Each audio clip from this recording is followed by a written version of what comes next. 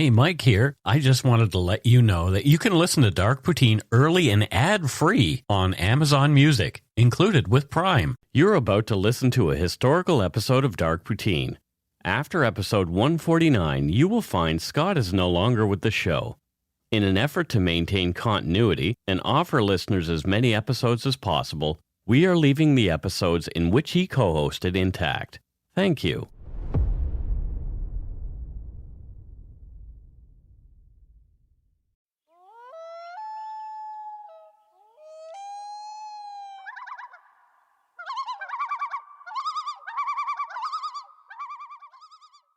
Welcome to Dark Poutine. I'm Mike Brown, creator and host. With me, as usual, is my good friend and co-host Scott Hemingway, and we're sweating to death here in the Umber Yard today. I think we're going to die. Yeah, I think I just did. You just did? Yeah. Well, there you go. It was nice knowing you, Scott. Yeah, it was good while it lasted. It certainly was.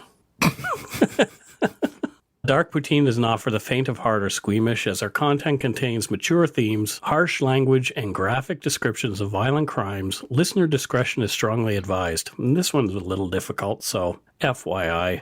Good, I'm ready to get mad at somebody. We're not experts on any of the topics we present, nor are we professional journalists. We're just two regular Canadians interested in crime and the darker side of history. Let's get to it. Grab your toque. Grab yourself a double-double and a Nanaimo bar. It's time to scarf down some dark poutine.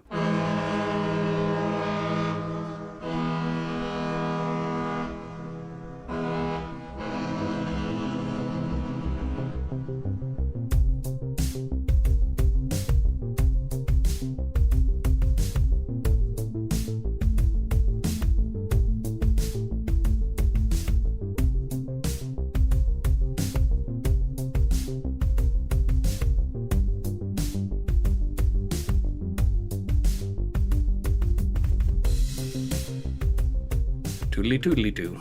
Episode 37, Scott. Wow. And speaking of Nanaimo bars, I drove through Nanaimo, and it didn't even occur to me to get a goddamn Nanaimo bar. I think I failed. I'm disappointed. I'm disappointed. I think our listeners will be very disappointed. They should. They should be. I need to be held accountable for this. They may want to kick you in the poop chute. That's okay. It was brought to my attention that I was remiss in that euphemism for your undercarriage. Oh. I didn't. Poop chute, yeah. Okay. That is a good one. It's a good one. I used Leather Cheerio and Stinkwinker, though, which people liked. Stinkwinker is the best. I don't mean that in I seek them out. Yeah, that's good. I just mean it like it's a great nickname. Well, now for the serious part. This episode is about a crime that took place in Alberta, just outside of Edmonton. Marie McCann was born on October 15th, 1932, in a small Alberta village called Torrington to Emile and Anna Waltz. Life wasn't easy in rural Alberta, and Marie and her sister had to do chores to keep the home fires burning, literally. Each morning, one of their chores was to ensure that there was wood for the fire. Oh, well, 1932, not a lot of heat. Yeah, I'm just delete. No, I am not going to edit that out at all. Oh, damn it. Lyle McCann was born a year earlier on August 24th, 1931, to Tom and Estella McCann, and they live near Red Deer.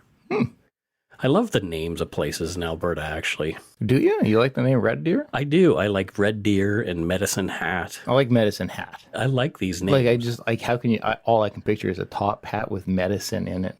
People have accused us of not being kind to Alberta over the years. I've got family there. A lot of my family lives in Calgary. Yeah, Carol's family all lives in Calgary as well. So, but that's part of why I have a joking battle with Calgary. The family jokes were always, everybody would make fun. The Calgary family would make fun of Vancouver. Oh, you're just a bunch of lazy hippies. And the Calgary family will make fun of Edmonton too, because the whole battle for of Alberta. For sure, absolutely. But then my mom and the Vancouver family would always be like, because the Calgary family, oh, we are prosperous because we work hard, and we'd always be like, no, you're prosperous because you live above oil.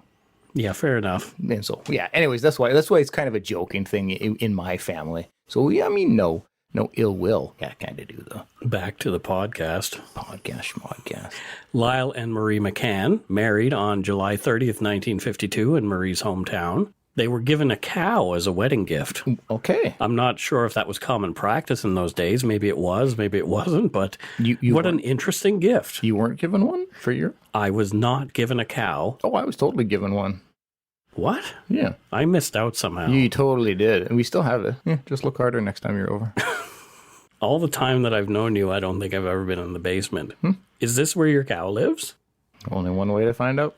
I guess I'm afraid to go to your basement.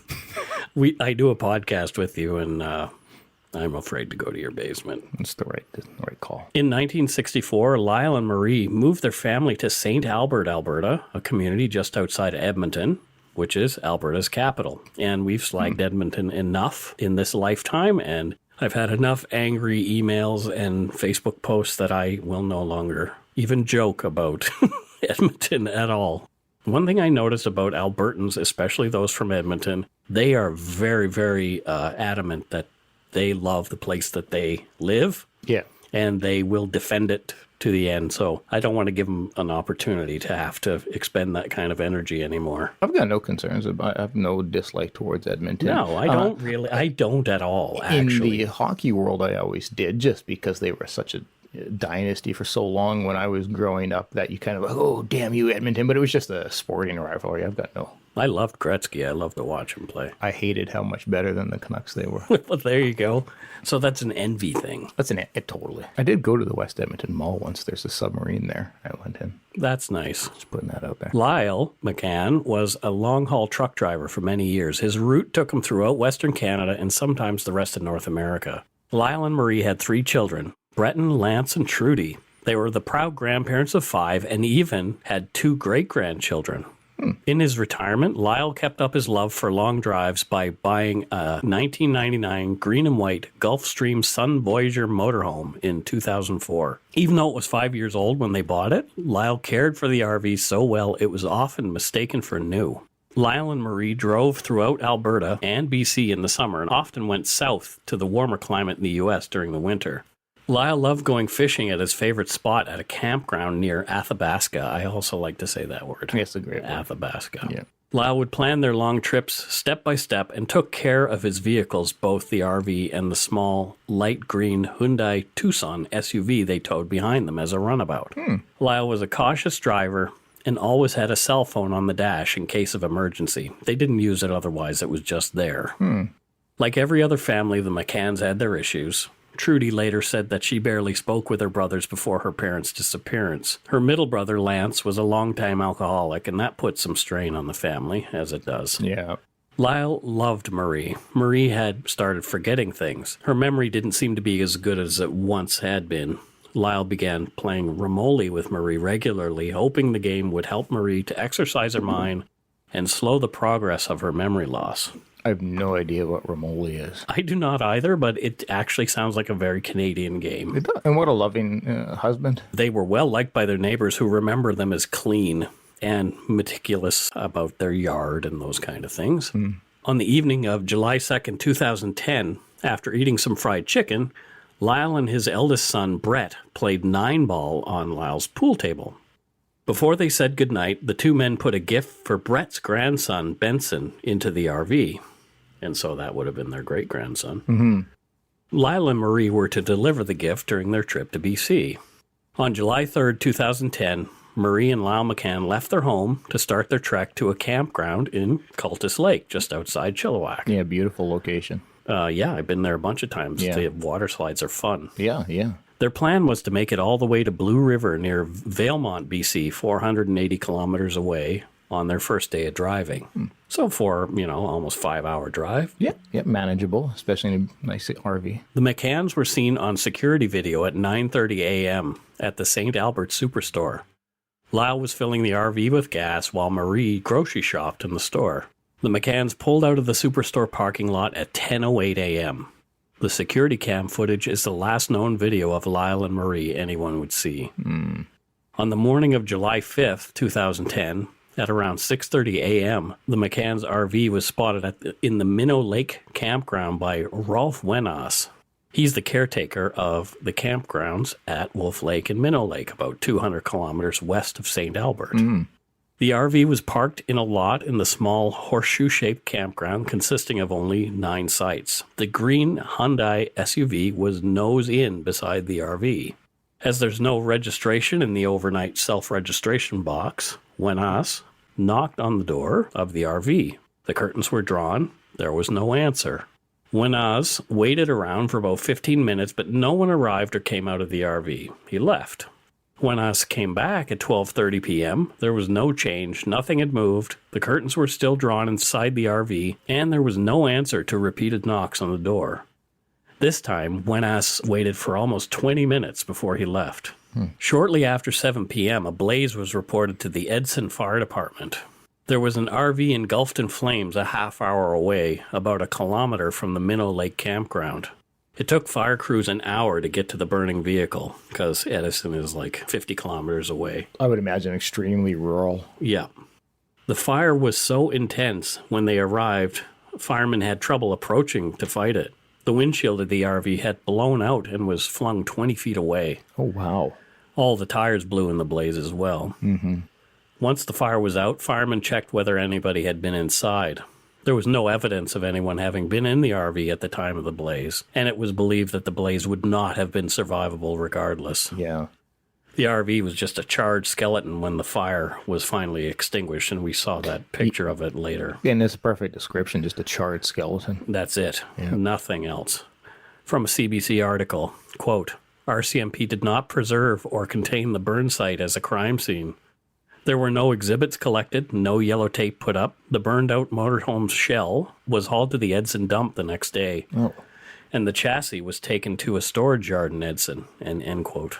It wasn't unusual to find a camper burning in the wilderness, and there were no missing persons at the time, so cops assumed it was just an abandoned junker that someone had set fire to. Yeah, I get it, but still. Yeah, well, this is mistake number 1, I believe. On July 10th, 2010, Trudy Holder, the McCann's daughter, arrived at the Abbotsford airport. The McCanns were supposed to pick Trudy up at the airport, and she was going to join them for a while at the campground in Cultus Lake.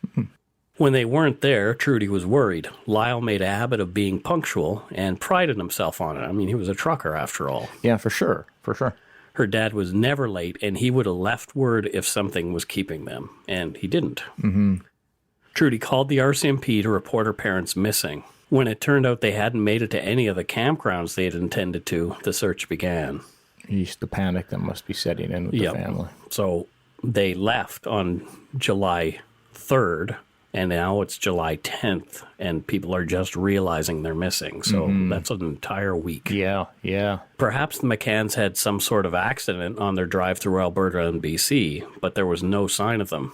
And like I say, Lyle was an experienced truck driver, so the chances of him having an accident were probably fairly slim. Yep. Mounties started searching for the vehicle as well. They realized that the burned RV in Edson was the same one that belonged to the McCanns. They searched the area with an accelerant dog and found nothing conclusive one way or the other. Either the fire was accidental or intentional, but as they had not secured the site initially, much of the evidence was lost. Yep.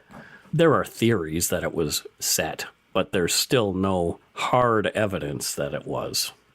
What do you mean set? That it was an intentional fire? That it was an intentional fire. Oh, yeah. Yeah. It's assumed now with what we learned later. Yeah.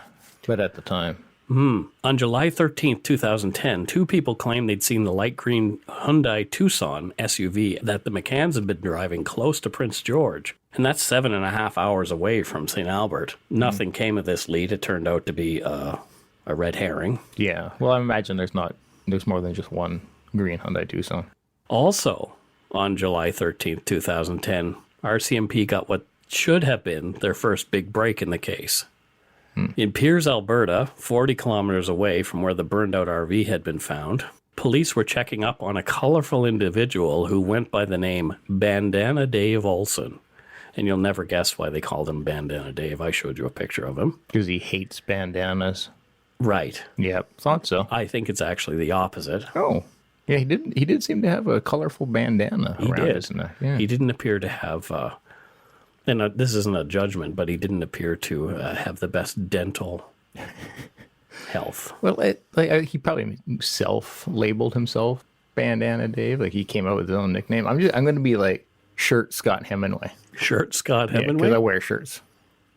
Okay. Yeah, what should I be then? Glasses Mike Brown. That's dumb. Yeah, well, so is Bandana Dave. There you go. Dave Olson was under watch as he'd been recently charged with cultivation of marijuana, the devil weed. Dun, dun, dun. And part of his release conditions involved regular visits from the RCMP. You know, we've been through this before. They don't lock you up rurally until after you're convicted. Yeah. They just come visit you. Yep. Bandana Dave had a story to tell. It was one that was nagging him. He wanted to talk about his friend, Travis Edward Vader. And yes, it is Vader, as in Darth Vader. That's his last name. Coincidence? Well, I think not. I'm going to say that I would not be surprised if this gentleman had not been related to Darth Vader in some way. That's what I'm saying. Olson also told the cops that Vader, who he'd known only for about 8 months, was at his trailer in the mobile home park almost every day, smoking meth and drinking beer. Okay. Well, that doesn't sound like something a man named Bandana Dave would be doing. Well, I guess it was. Huh. Travis had lost his job in the oil patch sometime in 2009, and he blew through the cash that he'd had from there. And apparently his last paycheck was like $100,000. The oil field is a lucrative place to work. It's pretty Or cool. it was, I should say. Yeah. After his own truck was repossessed, Travis Vader showed up at Dave's place with a lot of different stolen trucks many, many times. As many as 25 or 30 over the course of their friendship, Olson estimated. Oh, wow. That's a lot of stealing of trucks. Travis was selling meth and stealing to get by. He mostly stole copper, claiming he was stealing 5,000 pounds at a time, which brought him between $2 and $3 a pound. Shit. We personally, you and I both know the havoc that copper wire theft can cause. Sometimes when your cable phone or internet is down, it's because some scumball has stolen a length of above-ground telecom wire. Every once in a while, they get fried doing it. Yep. There have been many kilometers of wire taken in one go, and Travis Vader could have been somebody doing just that. Who knows? This all happened before I was at that other telecom that we used to work at. Yep. Perhaps Travis Vader caused one of the outages that you had to deal with there. It's quite possible. Isn't just another reason for me to despise him? Because then we would get the calls and I'd get all the escalations. Of, why is my cable down? Had I known, I'd be like, Travis Vader. Travis Edward Vader. Yeah, did just it. Like, give him a call, not me. Exactly. Travis was known to destroy the vehicles that he had stolen, burning them after he was done with them. On July 3rd, 2010, Vader had been at Olson's house around noon driving a stolen but beat up Ford F-350. He put some lawnmower oil into the jalopy and it seemed almost on its last legs. Well, yeah. Lawnmower oil. It's not the most efficient fuel. Sure, whatever. Vader said he was broke and hungry and needed some quick cash. Travis used Dave Olson's landline to make 3 calls to his girlfriend, Amber Williams, but she didn't answer. Frustrated, Vader left Dave's trailer in the F-350 shortly after 12:15. Olson told them that Travis Vader came back to his place around 5:15 p.m. This time, he was driving a little green Hyundai SUV. Who was towing an SUV of the Hyundai variety behind them? The McCanns. Yeah, that wonderful innocent family. Travis backed the SUV into the driveway and parked it as far back from the main street as he could. In Alberta, the license plate is only required on the rear of the vehicle, so this would obscure the plate from view. Yeah, in BC it has to be visible, front end. Right, so why would he want to obscure the plate on a vehicle? Well, perhaps he had stolen that vehicle or something even more nefarious. Yeah, absolutely. Both of those. Yeah. Dave Olson went out, bought beer and smokes, and a cell phone pay-as-you-go card with the cash that Travis had given him. Where to get cash? He was hungry before. The two spent the evening drinking as Travis frantically texted his girlfriend, Amber Williams, using the cell phone he'd been given by his ex, Andrea Sexsmith. At 7:30 p.m., another friend, Miles Ingersoll, arrived at the Olson residence. Olson told the police that he'd seen in the paper later that an older couple had gone missing and that one of the vehicles they had was that little green Hyundai SUV. Mm-hmm. He said he was concerned that his buddy Travis had something to do with the disappearance of the McCanns. Although skeptical of Dave's motives, RCMP decided to follow up on the lead. I wonder why they were skeptical. Well, Bandana Dave. Well, yeah, but it sounds like some pretty specific But info. they were not skeptical about the information. They were skeptical about his motives for giving the information. Yeah, okay. It's like, don't look over there. Don't charge me so much for all the weed that I've been. Well, and also they might have been skeptical that he had something to do with it, and it's just trying to point them somewhere else. So they went to Miles Ingersoll's place, and Miles confirmed that he had been at Dave Olson's on July 3rd, and that he had noticed Travis Vader seemed agitated, as if something was really bugging him. He said that when he got to Dave's, he parked in front of the Hyundai SUV, which was seafoam green in color, and it had a tow bar on the front bumper, exactly what the McCanns had. Yeah. 5 minutes after Miles had arrived at Bandana Dave's, Travis wanted to leave. Miles had to move his car for Travis to get the SUV out, and Travis took the remaining beers with him and split. Travis doesn't seem like the smartest guy right off the bat, but then let's say hypothetically he's guilty of this. What a moron to then go and publicly be seen in the vehicle, like parking it and talking to like. But he could have thought these two colorful individuals wouldn't tattle. He's a moron though. I'm not arguing with you. Yeah. Yep. Cops began looking for the 38-year-old Travis Edward Vader, a man known to them with a couple of convictions on his record. On June 24, 2006, Edson, Alberta, Vader assaulted a police officer and was sentenced to 35 days in jail. Yep, idiot. On September 26, 2007, also in Edson, he was charged and convicted of dangerous operation of a motor vehicle. He was sentenced to a month in jail and 12 months probation. Idiot. And also 12 months of prohibition from driving. I guess he would be what we would consider a bad apple. A bad apple. Totes a bad apple. Totes. Vader was in the wind. His friends and known associates claimed they had no idea where he was. On July 16, 2010, this is 13 days after the disappearance of Marie and Lyle McCann, their SUV was discovered in a stand of trees on an unused farm called the Sampson Roeder property. The SUV was a dirty mess inside and out. It contained a wealth of damning evidence, but there's still no sign of McCann's. From court documents. When the SUV was subsequently examined in an RCMP garage, it was found to contain a number of items, including a can of boxer beer and a cup holder in the console between the two front seats, a propane tank and a shopping basket in the back, along with several loose potatoes. Superstore no-name brand cans of food products were also recovered. These cans matched the type of food products that were purchased by the McCanns from the St. Albert Superstore on July 3rd, 2010 at 10:08. 2 baseball hats were in the SUV. One had the text Vopak, while the other had a logo for Bogues Draft, and that's spelled B-O-A-G. And the Bogues hat had a small hole in its brim. The video images of Lyle McCann, captured at the St. Albert Superstore on July 3rd, showed him wearing what appeared to be that Bogues hat. Blood was in several locations in the SUV, on the Bogues hat and on the Superstore no-name cans. Lots of analysis had to be done to gather more information about what secrets this evidence might reveal. That same day, RCMP publicly named Travis Edward Vader as a person of interest in the disappearance of Lyle and Marie McCann. They claimed they wanted to speak with Vader, but warned the public not to approach him if seen, but to call them immediately. The next day, RCMP also found the burned-out F-350 at the Encana oil well site north of Highway 16. Between the rear of the truck and its box, guess what they found? Chupacabra? No. It was the Hyundai key fob, and the key matched the SUV. This is really some significant evidence compiling against them. Yes.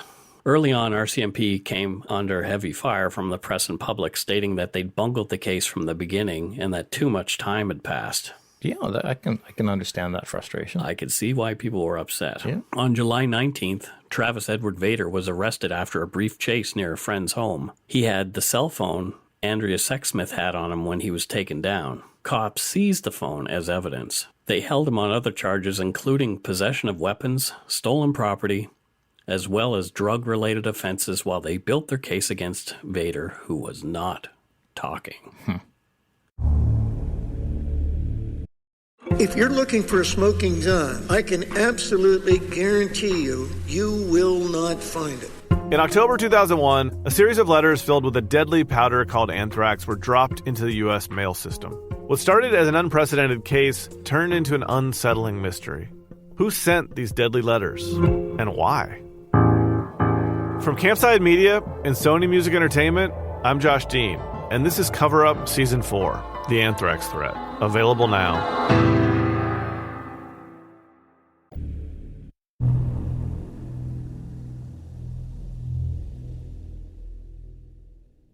November 4th, 2010, in Edmonton, Alberta, Vader's criminal record got a little longer. He was convicted of failure to attend court and was sentenced to 30 days to be served concurrently, with failure to comply with recognizance, also another 30 days, and failure to comply with recognizance. So he was on probation. Oh, okay. And he hadn't been checking in Gotcha. as he was supposed to. Yeah. Over a year after the McCann's disappearance, Vader was still in jail awaiting trial on charges unrelated to the case involving Lyle and Marie McCann. Lyle and Marie were still missing. There was no sign of them despite a wide-sweeping search of the region where they disappeared, and their RV and their SUV were found. Yeah, this was all over the news pretty quickly from as soon as they were missing, and so I can remember all of this concern. On July 20th, 2011, partially thanks to the evidence collected, the court declared Lyle and Marie McCann deceased. So a year later. Yeah. The RCMP refused to comment on their continuing investigation into the McCann's disappearance, only saying that they believe the McCanns died on the very day that they disappeared, July 3rd, 2010. Yeah. It was presumed they'd been murdered for their possessions. On July 30th, 2011, the day that everybody should have been celebrating the McCann's 59th wedding anniversary, family, friends, and members of their community gathered in the St. Albert Catholic Church to say a tearful goodbye to Lyle and Marie. Oh, it's sad. A billboard was erected on the Yellowhead Highway near the place where the McCanns had been traveling, offering a $60,000 reward. It read, "Please help find our parents, Lyle and Marie McCann. Missing since July 3rd, 2010. A smiling picture of Lyle and Marie in happier days took up about half of the billboard. On December 12, 2011, in Evansburg, Alberta, before a judge, more charges were laid and pled guilty to by Travis Edward Vader. 1, possession of a controlled substance, and that was a 1-day sentence. Oh, boy. Careless use of a firearm, another 1-day sentence with a 5-year firearm prohibition. Possession of stolen property under $5,000, also a 1-day sentence. Whew. Yeah. If he's not serving these combined, then he's looking at like 3 whole days here. Well, it's all concurrent. Driving while unauthorized, another 1-day sentence. But there were more charges and more convictions to come, so this guy wasn't getting out anytime soon. Yeah, I think a lot of these are just so that they can try to hold him, keep an eye on him. You are picking up what I'm throwing down here. December 22nd, 2011, Edmonton, Alberta, before another judge. There were charges from December 2009 that hadn't been dealt with by Mr. Vader. And he was convicted of the following. 1, break and enter with the intent to commit an indictable offense. 2 times operating a motor vehicle while disqualified. Break and enter of a property which is not a dwelling house. Theft under $5,000. Failure to comply with recognizance. Possession of stolen property over $5,000. 3 times possession of stolen property under $5,000. Arson. Failure to comply with recognizance. So for that, he was sentenced to 33 months in prison. Okay, better. However, he was given some time served, yet more charges were pending. But what about Marie and Lyle McCann? Well, I'm assuming that they're still trying to find the bodies at this point and compile more concrete evidence. I would say that you are correct. The system was doing everything they could to keep this turkey behind bars. They didn't want him to escape. Yeah, makes sense. They still hadn't charged him with anything related to the McCann's disappearance or murder, and he'd been in jail for over 2 years. On April 18th, 2012, albeit mostly circumstantial without the bodies, cops in the Crown felt they had the evidence they needed to convict Vader of McCann's deaths, and they charged him with 2 counts of first-degree murder. On May 1st, 2012, Vader is convicted of drug trafficking, theft, and weapons charges that occurred in the Barhead area in June of 2010, a month before the McCanns went missing. So another conviction. However, on October 19th, 2012, things went sideways. Before he could be sentenced for these offenses, a judge declared a mistrial because evidence was not properly disclosed to the defense. Oh, shit. Justice June Ross called the RCMP negligent and ordered a new trial on the drug charges. On February 7th, 2014, Vader filed a $1 million lawsuit against justice officials and the RCMP. Vader charged that they kept him behind bars on trumped-up charges until he could be charged with murdering the McCanns. Things went horribly wrong on March 19th, 2014. The Crown prosecutor, Michelle Doyle, issued a stay on the murder charges only days before the murder trial was set to start. Oh, shit. It had been revealed that the RCMP had not given all their evidence to Vader's lawyers, as they were legally bound to, and thus caused the mistrial in the previous trial. So guess what happens with this guy? He released. It was a horrific blow to the McCann's family and friends. The Crown stated that they had 1 year to recommence proceedings. Travis's lawyer saw it another way. He said he felt the prosecution's case was far too weak to ever proceed to trial. Oh, man. And as we've mentioned before, a stay in proceedings typically means that it's not going to happen ever. On April 22nd, 2014, Travis filed another lawsuit alleging misconduct by the RCMP, malicious prosecution by the Crown, and mistreatment by prison guards. So is your blood boiling there yet, Scott? Oh, I'm fucking livid. I knew you would be by this case. It got worse.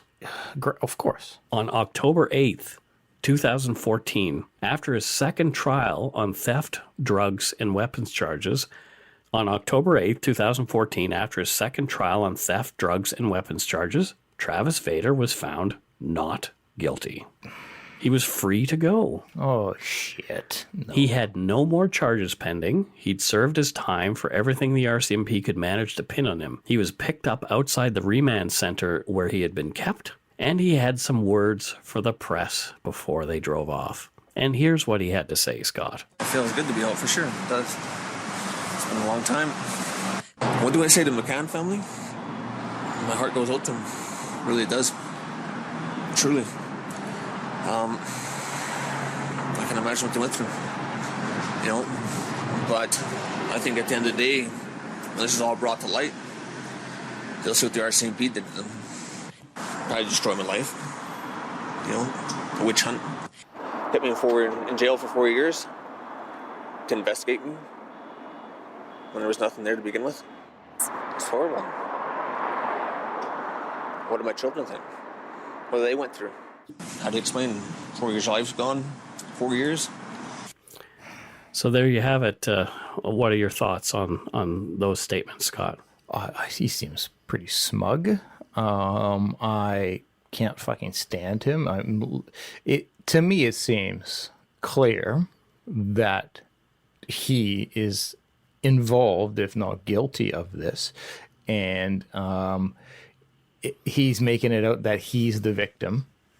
Yep. That going to sue or is suing, like, so he's trying to profit off of being a murderer. Correct. Fuck him. Thankfully, Vader's freedom was to be short-lived. Oh, good. Only 2 months later, On December 19, 2014, Travis Edward Vader was arrested and again charged with the first-degree murders of Lyle and Marie McCann. Good. This time, the prosecution was ready. Yes, the case was still mostly circumstantial, but they had some strong physical evidence putting Vader in the McCann's SUV, timelines with text between Vader and his girlfriend, Amber Williams, even using the McCann's own phone at least twice. The trial began with the prosecution laying out its case. Many of Vader's associates were witnesses for the prosecution, including Bandana Dave, Amber Williams, and a man named Bulmer, who Vader had lived with for a time. He had seen Vader with 2 firearms, a .22 caliber rifle and a larger caliber hunting rifle. Another witness placed the loaded guns in the F-350 as late as July 5th, 2010, and that's 2 days after it is believed that the McCanns were murdered. The most serious evidence was DNA evidence, placing Travis Vader in possession of the McCann's belongings and inside their SUV. Yep. From trial proceedings, the Crown's experts concluded certain matches had been established. DNA recovered via a swab of the can of boxer beer located in the armrest of the SUV matched Mr. Vader's DNA. A complete DNA profile was developed. The probability of a random individual having the same DNA profile is 1 in 3 trillion. Hey, so it's possible, right? However, not probable. DNA recovered from a blood stain on the SUV center console rest matched Mr. Vader's DNA. A complete DNA profile was developed there as well. The probability of a random individual having the same DNA profile is 1 in 3 trillion. Yep. DNA recovered from a tissue located in the SUV matched Mr. Vader's DNA. This was a complete DNA profile. The probability of a random individual having the same DNA profile is 1 in 3 trillion. That's a lot of trillions. Yeah, so it's looking like this is definitely him. For sure. DNA recovered from the inner sweatband of the Vopak hat matched Mr. Vader's DNA. A complete DNA profile was developed. The probability of a random individual having the same DNA profile is 1 in 3 trillion. Again with the trillions. DNA recovered via a swab of the SUV steering wheel matched Mr. Vader's DNA. Only a partial DNA profile was developed, and the probability of a random individual having the same DNA profile is 1 in 7.4 billion. So, still a significant amount of billions. Yes. DNA from the bloodstains located on the no-name cans found in the SUV matched Marie McCann's DNA.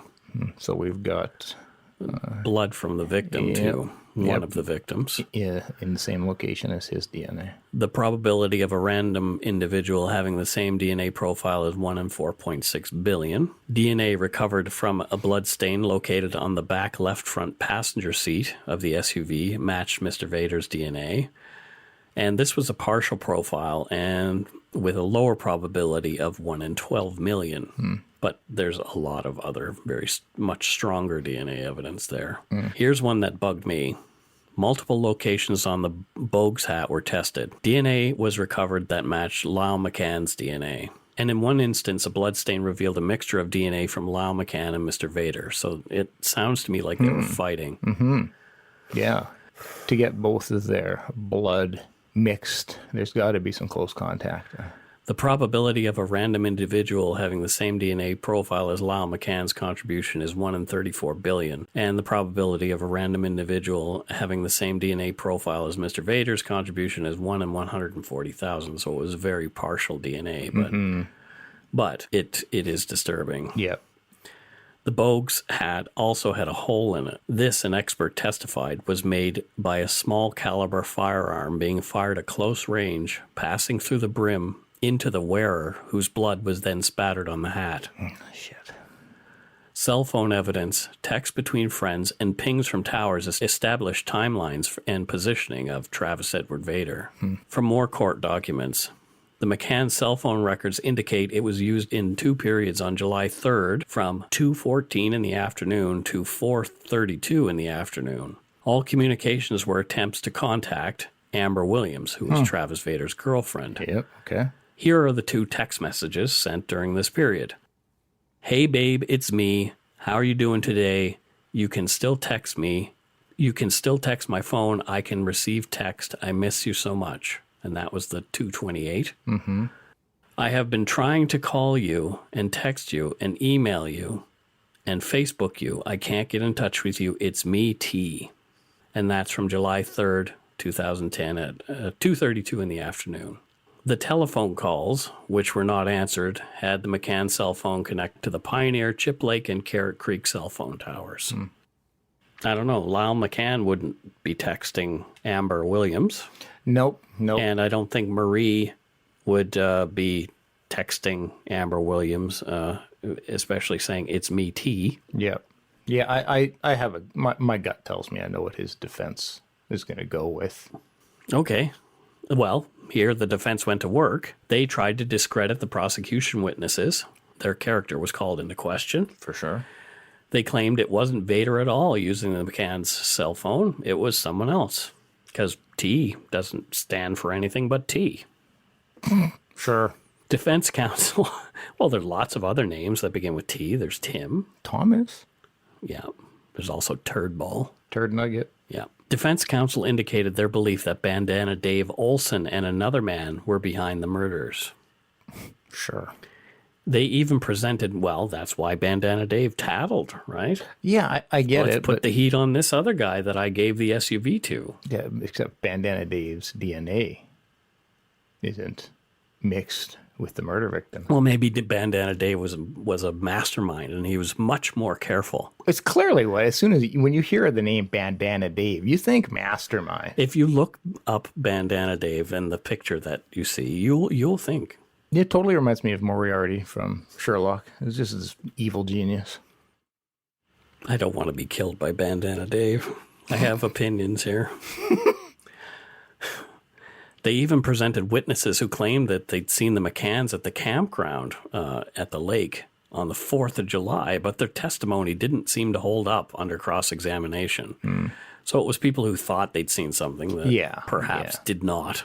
Potentially well-intentioned, but just wrong. There was even a theory presented that Vader's DNA had gotten into the SUV by way of a sneeze. Oh! Achoo. No, okay, that explains it all. So We're I'm good. looking into Bandana Dave's got the SUV there, so I'm looking into it, and I happen to sneeze while I'm... Makes total sense. Because Bandana Dave is a bad guy. Yeah, and an evil genius. I can't do it. I have...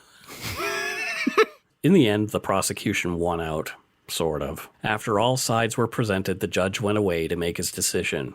The findings were as follows. Oh, no Jerry on this one? Nope. Trial by bench. Which actually, if I'm ever charged with anything, I would choose trial by bench. Oh, why is that? Well, you gotta have pretty good evidence to get by a judge. Yep, and not a lack of emotion involved in the decision. Yep. I am wondering whether the OJ trial would have gone differently if it was a bench trial. Yeah, probably. But that's probably why they didn't go with a bench trial. Exactly. So if you're not guilty, choose a bench trial. In Mike's legal opinion.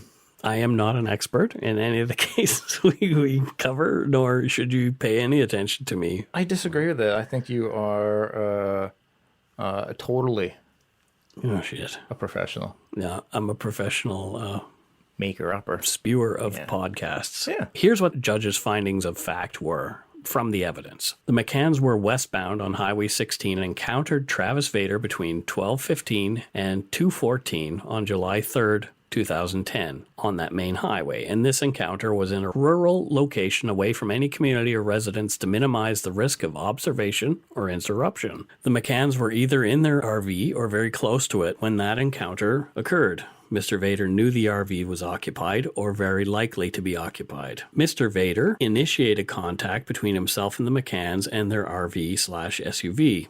Mr. Vader chose to initiate that encounter and could have picked alternate target vehicles. Travis Vader's intention was to steal the McCann RV/SUV and its contents. Mr. Vader could not have known the number and kind of occupants of the RV. As an intelligent criminal, he would only initiate that contact if he believed he could control the occupants of the RV. Mr. Vader had a firearm or firearms when he initiated contact with the McCann vehicles.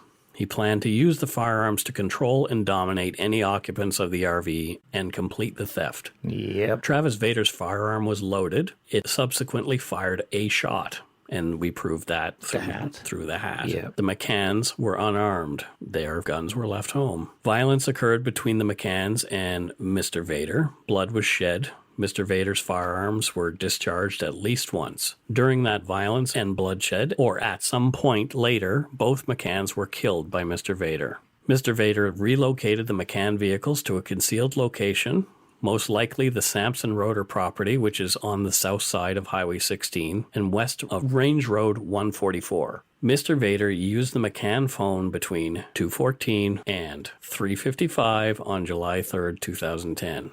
Mr. Vader detached the McCann SUV from the RV and traveled to Dave Olson's residence in Piers, where he arrived around 5:15 and later left around 7:35. Mr. Vader subsequently took active steps to dispose of the McCann's bodies in an unknown location, such that exact cause of their deaths cannot be determined. And on July 5th, 2010, Travis Vader burned the McCann RV to destroy evidence that it contained. Yep. Because there's no other reason to burn No. the RV unless you're trying to conceal evidence. So after that finding of fact, on September 15th, 2016, Judge D.R.G. Thomas found Travis Vader guilty of second-degree murder.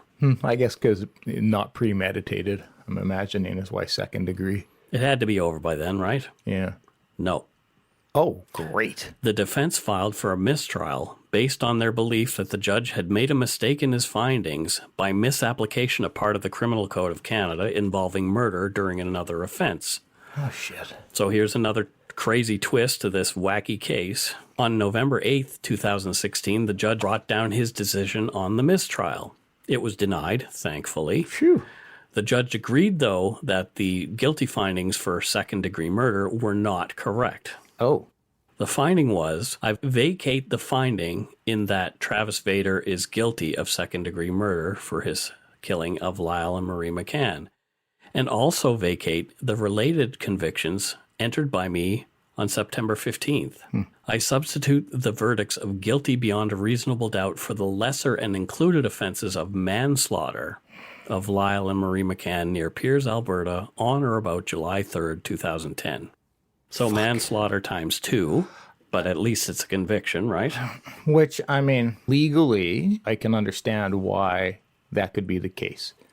Because he might not have intended to kill them, reacting to a fight and stuff. So I can understand manslaughter, but emotionally, that pisses me the fuck off. Yeah.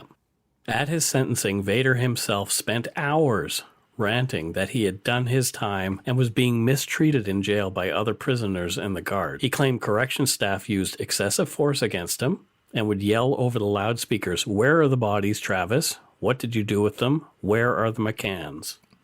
He claimed he was subject to cruel and unusual punishment by way of overcrowding, excessive lockdowns, and dry celling. So, cruel, unusual punishment by overcrowding.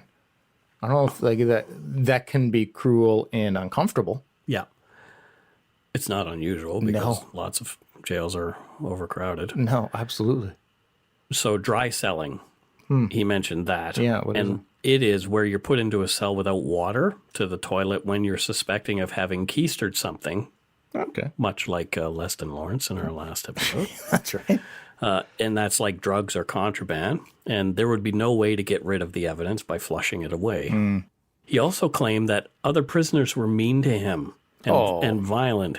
He said that one particular practice was disturbing. From court documents, Mr. Vader complains that he was shit-bombed shortly after his 2010 arrest while at the Old Edmonton Remand Center. Shit-bombing is a practice of certain inmates to harass others where an enclosed container, such as a rolled-up newspaper bag or bottle, is filled with feces and then placed beside the gap under a door, and the container is compressed, ejecting its contents under the door into a space, i.e. the target cell. Yeah, it's pretty awesome. Yeah, so just stomp on the bag and it would fire into the... In this situation or this circumstance, yeah. Cool. I find it hilarious. Yeah, I find it hilarious. Good. The prosecution was done, as was the defense after Travis Punch-Me-Face Vader had finished. He seriously does have a punch me face. Oh my gosh. Yeah, seriously. He's a big dude. I'd actually be afraid of him. Yeah, but his face, every photo I've seen, he looks smug. Yeah. And like he deserves or wants to get punched in the face. Justice D.R.G. Thomas passed sentence on Travis Edward Vader. On the 2 convictions for manslaughter in the unlawful killings of Lyle and Marie McCann on July 3rd, 2010, at or near Piers, Alberta, I sentenced Travis Edward Vader to a single term of life imprisonment. For manslaughter, life imprisonment is a huge sentence. Yeah, well, I think we know why he got this. Yeah. Yeah. That's the maximum sentence allowable in a case of manslaughter. Yeah. After Vader's sentencing, the McCann's son, Brett, spoke outside the courthouse about how he felt regarding what he'd just seen, in particular Vader's hours-long self-centered rant. And here's what Brett had to say. Zero. I have no sympathy for him. I heard sort of I get woe is me. I'm a victim here instead of who the real victims are, my parents.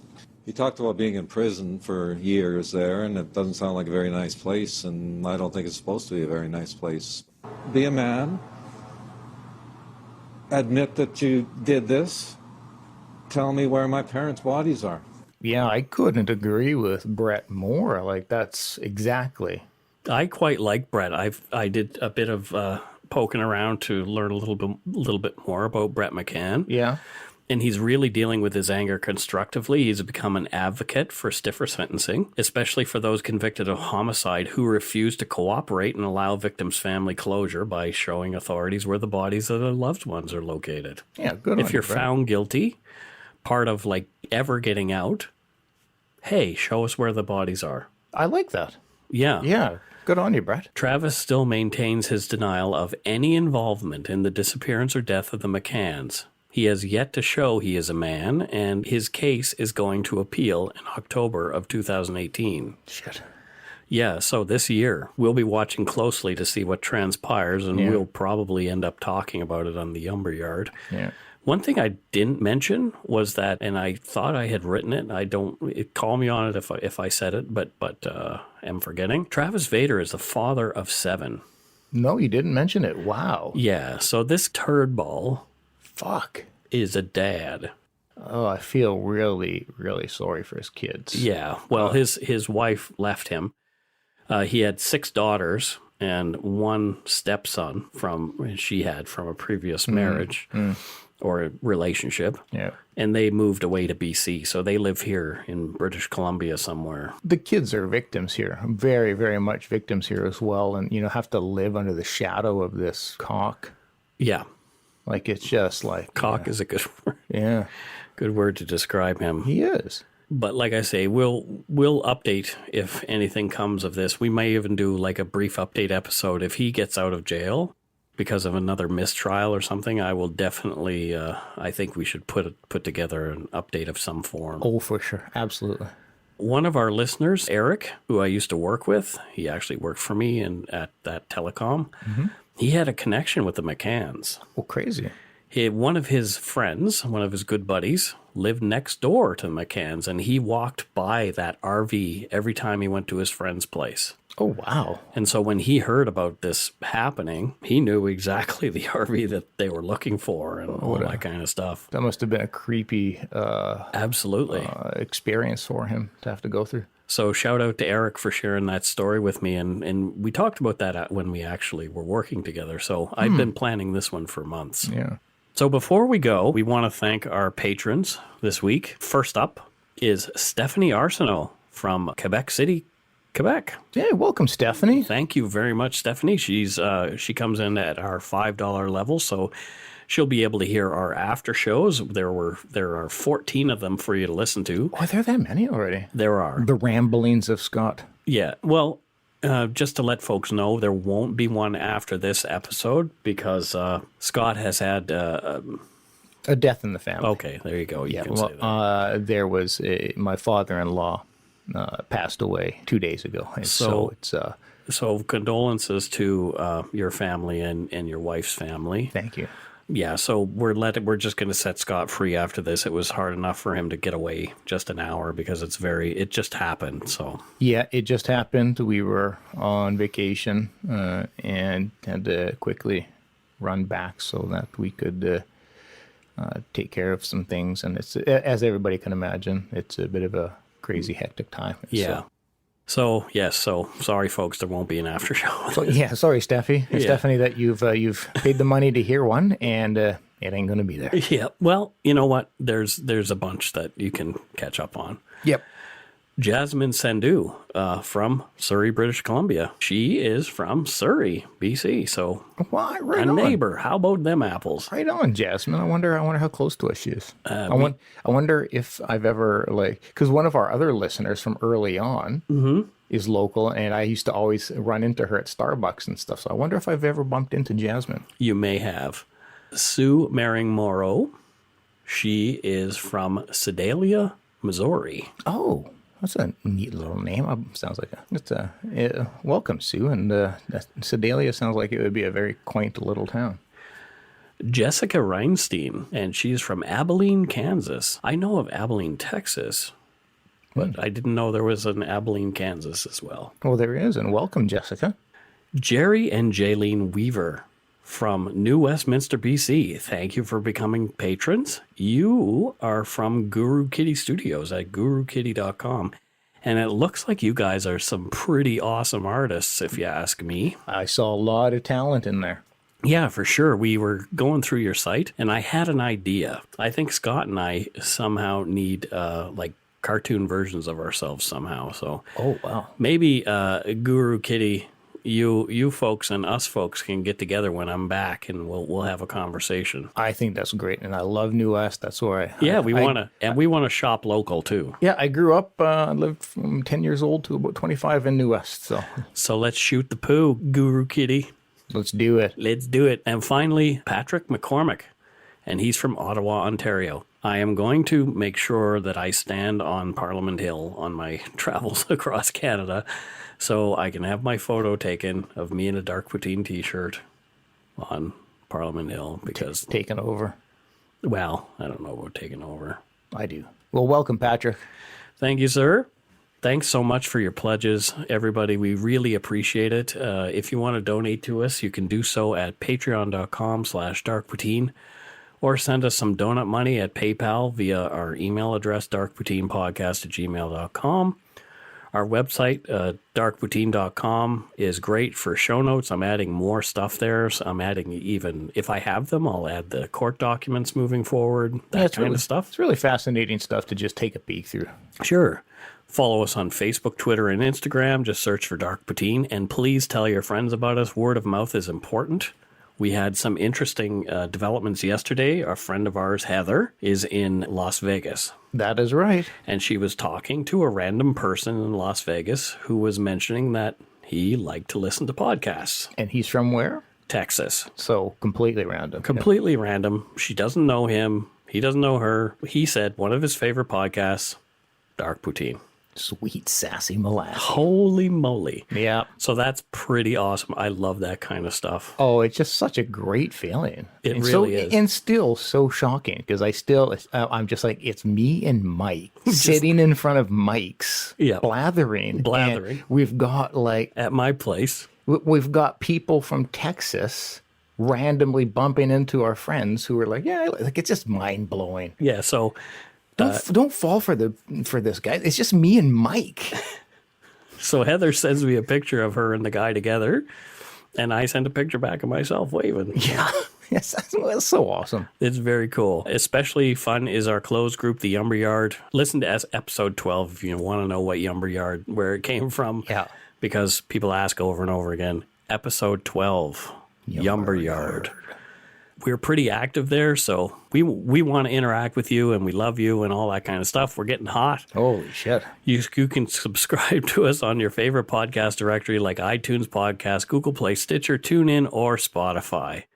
That's it for this week, folks. And the podcast will be on a bit of a hiatus, just FYI. I am going to be traveling and Scott is going to be here keeping the home fires burning. I hope to have some other content for you as I travel, but I look forward to hearing that. yeah, we may have. We're probably going to have at least 2 weeks without any podcasts. So Bear with us. yeah, bear. Mike's going to be globe-trotting. I'm going to be globe-trotting. I'm going to try and post all kinds of interesting content to keep you folks in the loop and that kind of thing. And I'm sure Scott will still be active in the Umberyard. Absolutely. You can still communicate with us all through it. Yeah. So don't forget to be a good egg and not a bad apple. Bye-bye, everybody. Love you, folks.